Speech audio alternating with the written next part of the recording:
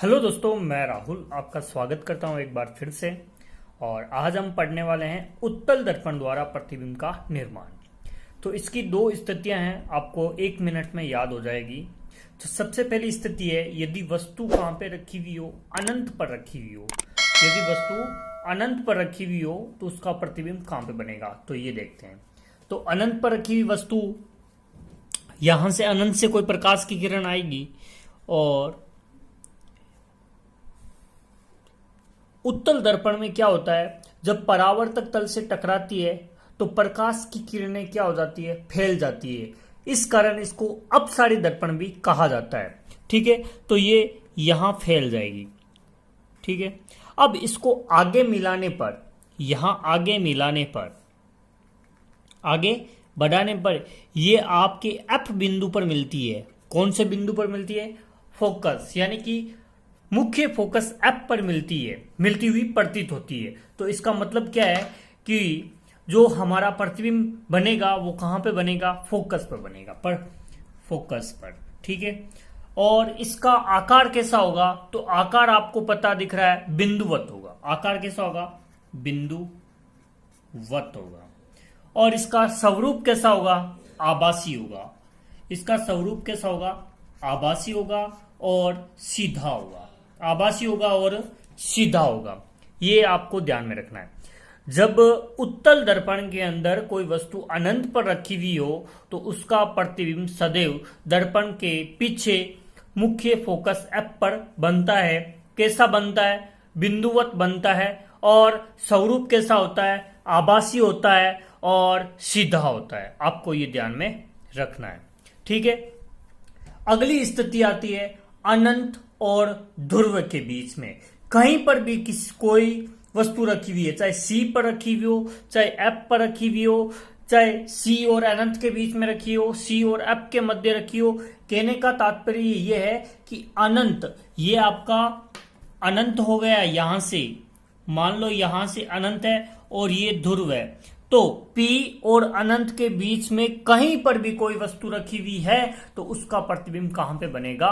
उत्तल दर्पण में। हम ये देखने वाले हैं। ठीक है, तो मान लेता हूं मैं ये वस्तु यहां रखी हुई है, अनंत और ध्रुव के मध्य कोई वस्तु रखी हुई है, तो ये आपका क्या हो जाएगा? F बिंदु हो जाएगा। ठीक है, अब देखो, मुख्य अक्ष के समांतर कोई प्रकाश की किरण चल रही है तो परावर्तक तल से, उत्तल दर्पण के परावर्तक तल से टकराने के बाद में क्या हो जाती है? फैल जाती है। ये फैल गई तो इसका प्रतिबिंब तो इसको फैल जाती है, तो इसको आगे बढ़ाएंगे। तो आगे बढ़ाने पर ये कहां से गुजरेगी? तो आपको पता है, पहला नियम क्या पढ़ा था हमने कि मुख्य अक्ष के समांतर कोई प्रकाश की किरण चलती है तो परावर्तक तल से टकराने के बाद में मुख्य फोकस से क्या होती है? गुजरती है। तो यहां उत्तल दर्पण में फैल जाती है, लेकिन इसको आगे बढ़ाने पर ये उत्तल दर्पण के मुख्य फोकस से गुजरती हुई प्रतीत होती है। ठीक है, एक और नियम लगाते हैं इसके अंदर। यदि ये सी बिंदु है,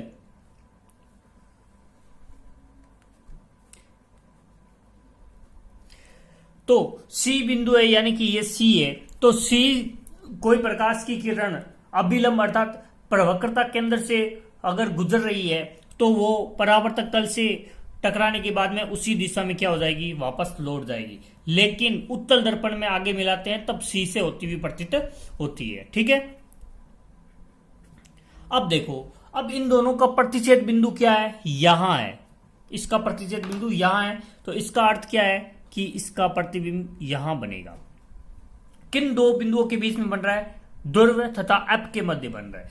तो ध्रुव तथा एफ के मध्य प्रतिबिंब की स्थिति क्या है? ध्रुव तथा एफ के मध्य बनेगा। ठीक है, और अगली स्थिति पूछेगा आकार कैसा होगा? तो वस्तु से छोटा। आकार कैसा होगा? वस्तु से छोटा। वस्तु से छोटा। ठीक है, और स्वरूप आपका कैसा होगा? आभासी और सीधा होगा। आभासी एवं सीधा। ठीक है दोस्तों, तो आपने उत्तल दर्पण द्वारा प्रतिबिंब का निर्माण सीख लिया। ठीक है, यदि आपने अवतल दर्पण द्वारा प्रतिबिंब का निर्माण नहीं सीखा है और यदि उस वीडियो को आपने नहीं देखा है तो आई बटन पर आपको उसका लिंक मिल जाएगा, तो उसको आप देख के अवतल दर्पण द्वारा प्रतिबिंब का निर्माण कैसे होता है ये आप सीख सकते हैं। आज के लिए बस इतना ही दोस्तों। वीडियो अच्छा लगा है तो इस वीडियो को लाइक कीजिए, अपने दोस्तों के साथ शेयर कीजिए और जिसने अभी तक इस चैनल को सब्सक्राइब नहीं किया है वो प्लीज इस चैनल को सब्सक्राइब करके हमें मोटिवेट जरूर कीजिए। धन्यवाद दोस्तों।